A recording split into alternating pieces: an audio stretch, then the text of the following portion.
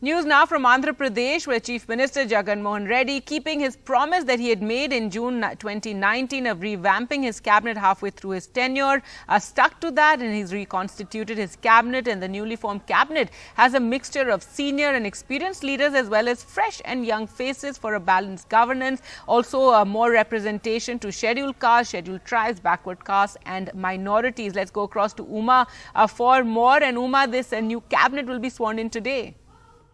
Yes, indeed, Gargi. 11:30 in the morning is when the governor will start administering the oath of office to the 25 ministers. Interestingly, he has retained 11 ministers from the earlier cabinet that he had, though the word earlier was that he's going to remove or not include at least 90% of the old cabinet.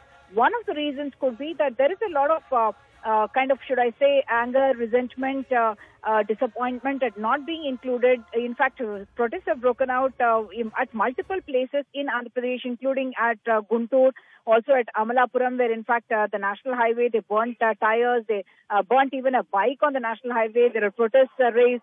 There are even slogans raised against the Chief Minister and asking for the inclusion of their particular leader.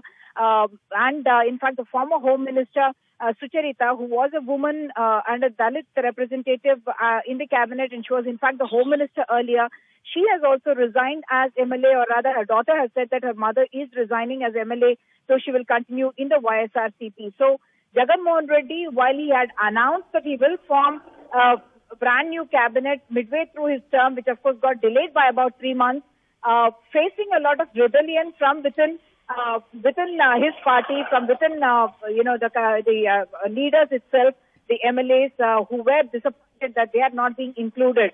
While they are talking about social engineering and saying that SC, ST, BC and minority have been accommodated to the extent of 67% representation, which perhaps has not happened earlier. But of course, the leaders who do believe that they have the kind of ground support are exerting and in a sense flexing their muscles.